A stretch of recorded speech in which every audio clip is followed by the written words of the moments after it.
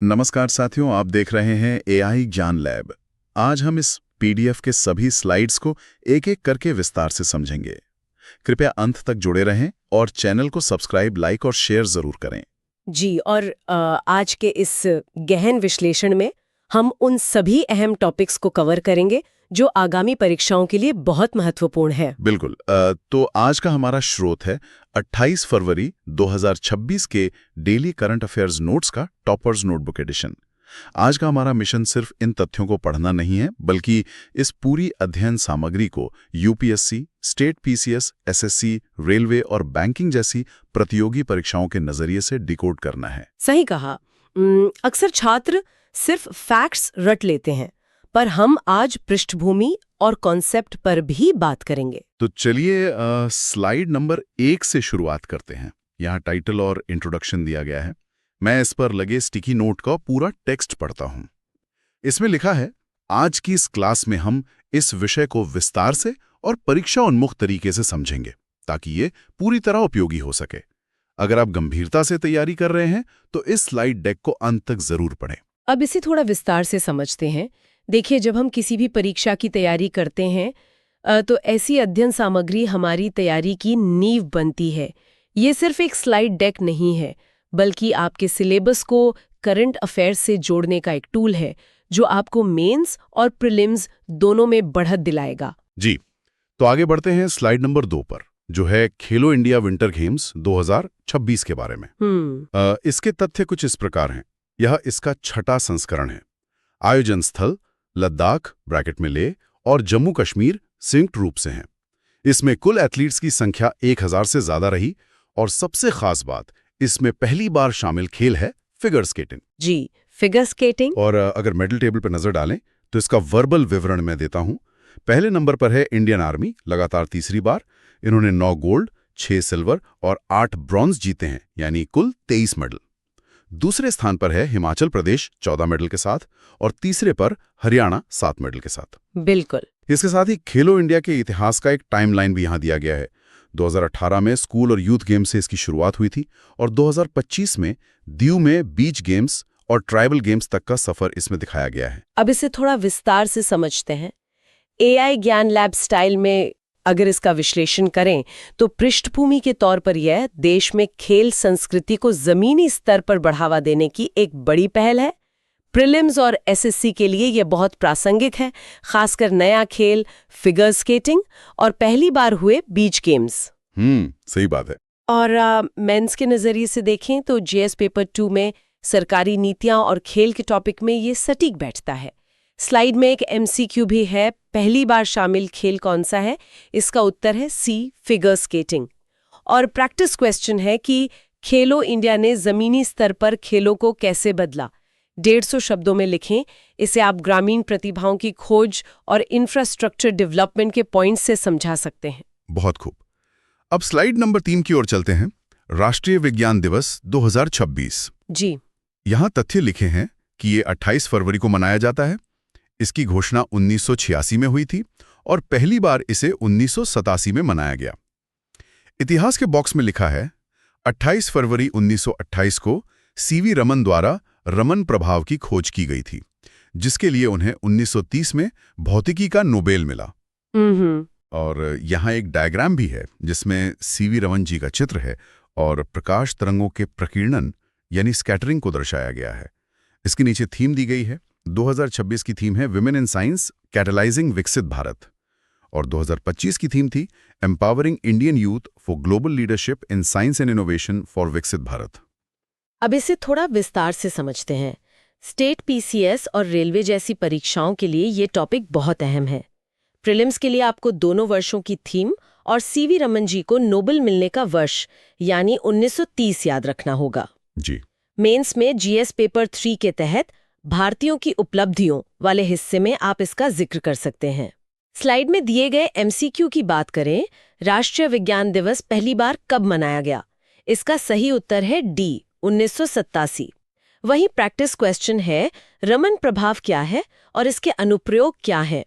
इसे आप 250 शब्दों में लेजर और मेडिकल डायग्नोस्टिक्स के उदाहरणों के साथ लिख सकते हैं। एकदम स्पष्ट। चलिए स्लाइड नंबर 4 पे आते हैं, जो साइबर सुरक्षा से जुड़ी है।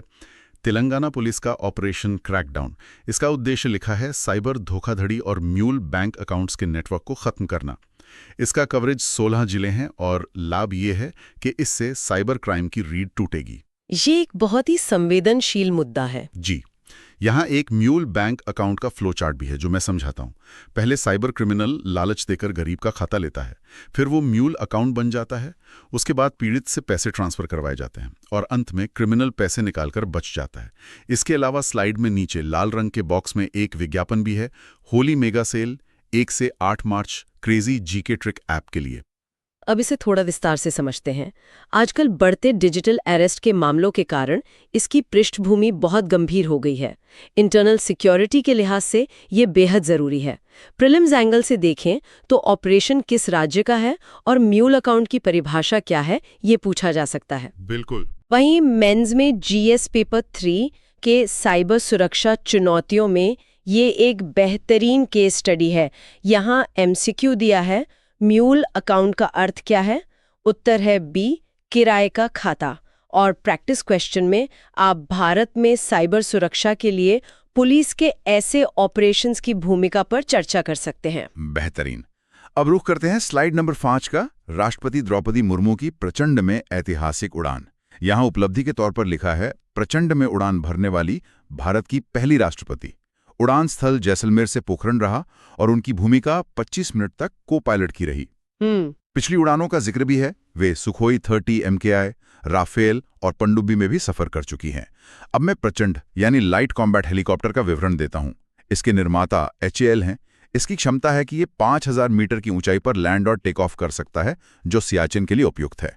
इसके हथियारों में 20 mm की गन और मिसाइल शामिल हैं। अब इसे थोड़ा विस्तार से समझते हैं। डिफेंस टेक यानी रक्षा प्रौद्योगिकी के लिए ये बहुत प्रासंगिक है। प्रीलिम्स में निर्माता HAL और उड़ान का स्थान जैसलमेर पूछा जा सकता है। जी, और मेंस के लिए? मेंस में जीएस पेपर 3 के तहत रक्षा क्षेत्र में स्वदेशीकरण यानी इंडिजनाइजेशन का यह एक शानदार उदाहरण है। स्लाइड का MCQ है, प्रचंड की निर्माता संस्था कौन है? उत्तर है CHAL। और प्रैक्टिस क्वेश्चन के लिए आपको सीमा सुरक्षा में प्रचंड की सामरिक महत्व पर विश्लेषणात्मक उत्तर तैयार करना चाहिए। क्या बात है। अब अर्थव्यवस्था और पर्यावरण से जुड़ी स्लाइड नंबर 6 देखते हैं। हेडिंग है भारत की कुल बिजली उत्पादन क्षमता 520 गीगावाट के पार। ये घोषणा इंडिया एनर्जी ट्रांजिशन समिट 2026 नई दिल्ली में हुई और मंत्री हैं श्रीपाद येसो नाइक। बहुत बड़ा माइलस्टोन है ये। जी, विजुअल्स में एक बैटरी बनी है जो दिखा रही है 520 गीगावाट, जिसमें से 50% गैर जीवाश्म ईंधन है और केवल सौर ऊर्जा 140 गीगावाट से अधिक है। यहाँ 2 बल्बों के चित्र में लक्ष्य दिए हैं, 2030 तक 500 गीगावाट नवीकरणीय ऊर्जा और 2070 तक नेट जीरो कार्बन। प्रमुख योजनाओं में PM सूर्यघर योजना 2024 और PM कुसुम योजना 2019 लिखी हैं। अब इसे थोड़ा विस्तार से समझते हैं। जलवायु परिवर्तन और ऊर्जा संक्रमण के दौर में ये डेटा ज्योग्राफी और इकोनॉमी दोनों के लिए महत्वपूर्ण है। प्रीलिम्स में 500 गीगावाट का लक्ष्य, वर्ष और समिट का स्थान अहम है। और नेट जीरो का लक्ष्य भी? बिल्कुल। मेंस में जीएस पेपर 3 के ऊर्जा संक्रमण और उसकी चुनौतियों वाले हिस्से में इसे जरूर लिखें। MCQ है, नेट जीरो लक्ष्य वर्ष क्या है? उत्तर है डी, 2070। और प्रैक्टिस क्वेश्चन में भारत के ऊर्जा संक्रमण में सरकारी योजनाओं की भूमिका का विश्लेषण किया जा सकता है। चलिए स्लाइड नंबर 7 की ओर बढ़ते हैं। ये रक्षा अभ्यास से जुड़ी है, कलारी लीप संयुक्त समुद्री अभ्यास। इसके आयोजक हैं भारतीय वायुसेना की दक्षिणी वायु कमान। स्थान है अरब सागर, लक्षद्वीप और मिनिकॉय के पास। इसका उद्देश्य रैपिड फोर्स प्रोटेक्शन है। एक मैप भी है जिसमें अरब सागर दिखाया गया है और टेक्स्ट है कि दक्षिणी वायु कमान की स्थापना 1984 में हुई थी और मुख्यालय तिरुवनंतपुरम में है। नाम का अर्थ भी समझाया गया है। कलारी पयट्टू केरल का 11वीं-12वीं शताब्दी का मार्शल आर्ट है, जहां कलारी का मतलब है ट्रेनिंग ग्राउंड और पयट्टू का अर्थ है युद्ध कला। अब इसे थोड़ा विस्तार से समझते हैं। इंडियन ओशन रीजन यानी IOR में रणनीतिक चुनौतियों को देखते हुए इसकी पृष्ठभूमि बहुत गहरी है। आर्ट एंड कल्चर के नजरिए से भी ये प्रासंगिक है। प्रीलिम्स में कलारीपयट्टू किस राज्य का है और मुख्यालय कहाँ है, ये पूछा जा सकता है। जी, केरल और तिरुवनंतपुरम। सही। मेंस की GS 103 में पारंपरिक युद्ध कलाओं का सैन्य नामकरण और हमारी सांस्कृतिक कूटनीति पर आप लिख सकते हैं। MCQ है, अभ्यास का स्थान क्या है? उत्तर है B, अरब सागर। प्रैक्टिस क्वेश्चन में लक्षद्वीप की सामरिक महत्ता को IOR की सुरक्षा के संदर्भ में समझाना है। अब बात करते हैं स्लाइड नंबर 8 की, जल महोत्सव। ये 8 से 22 मार्च तक चलेगा। आयोजक जल शक्ति मंत्रालय है और उद्देश्य जल संरक्षण को जन आंदोलन बनाना है। इसके 3 मुख्य लक्ष्य यहाँ लिखे हैं। पहला, गांव की ओनरशिप। दूसरा, शुद्ध जल की गारंटी, जिसमें इंदौर की घटना का संदर्भ है। और तीसरा, जन भागीदारी, विशेषकर स्वयं सहायता समूहों यानी SHG के माध्यम से। जी। इसके अलावा एक लाल बॉक्स में जल जीवन मिशन JJM का बैकग्राउंड है। इसका लॉन्च 15 अगस्त 2019 को हुआ था। उद्देश्य हर घर जल है और नोडल मंत्रालय जल शक्ति मंत्रालय है। अब इसे थोड़ा विस्तार से समझते हैं। नीति आयोग की रिपोर्ट बताती है कि जल संकट कितनी बड़ी चुनौती है। गवर्नेंस के लिहाज से ये बेहद जरूरी टॉपिक है। प्रीलिम्स में JJM का लॉन्च वर्ष और जल महोत्सव की तिथियां आ सकती हैं। और मेंस के लिए स्थानीय स्तर पर काम आना चाहिए। बिल्कुल। मेंस के GS पेपर 2 में स्थानीय निकायों और पंचायतों की भूमिका के बिना ये मिशन सफल नहीं हो सकता। MCQ है, JJM कब शुरू हुआ? उत्तर है B, 2019। प्रैक्टिस क्वेश्चन में जल संरक्षण को जन आंदोलन बनाने में जन भागीदारी और SHG की भूमिका पर चर्चा करनी है। बहुत ही शानदार विश्लेषण। अब स्लाइड नंबर 9 पर आते हैं। CBDC आधारित फूड सब्सिडी, ये PMGKY योजना के तहत है। इसका लॉन्च पुडुचेरी में एक पायलट प्रोजेक्ट के रूप में हुआ और मंत्री हैं प्रहलाद जोशी। यहाँ PMGKY का बॉक्स है, लॉन्च 2020, 80 करोड़ लाभार्थी, और इसे 1 जनवरी 2024 से दिसंबर 2028 तक बढ़ाया गया है।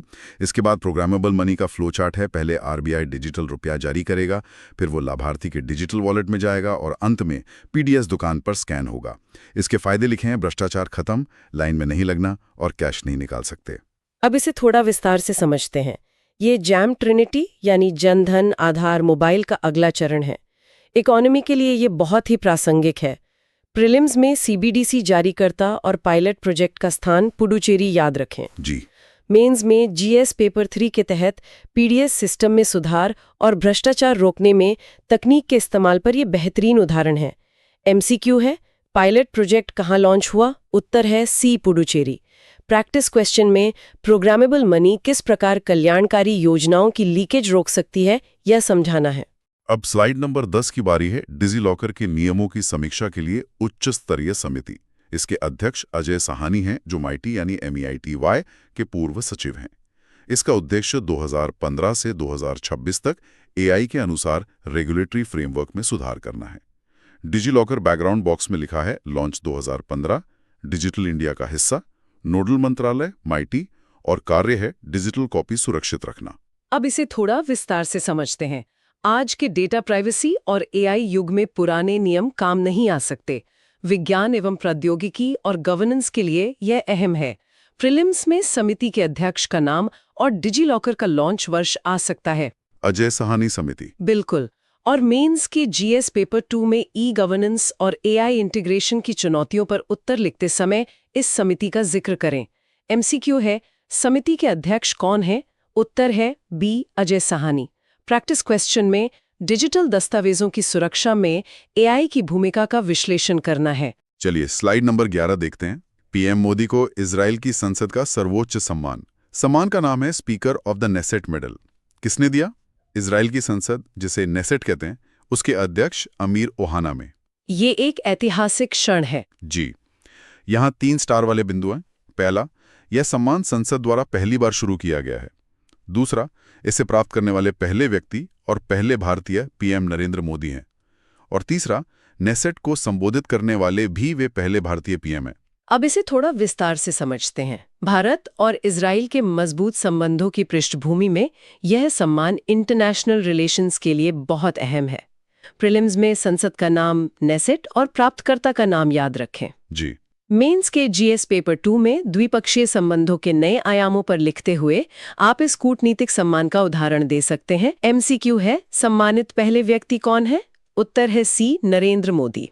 प्रैक्टिस क्वेश्चन में भारत इजराइल कूटनीतिक संबंधों के बढ़ते ग्राफ पर चर्चा करनी है। बहुत खूब।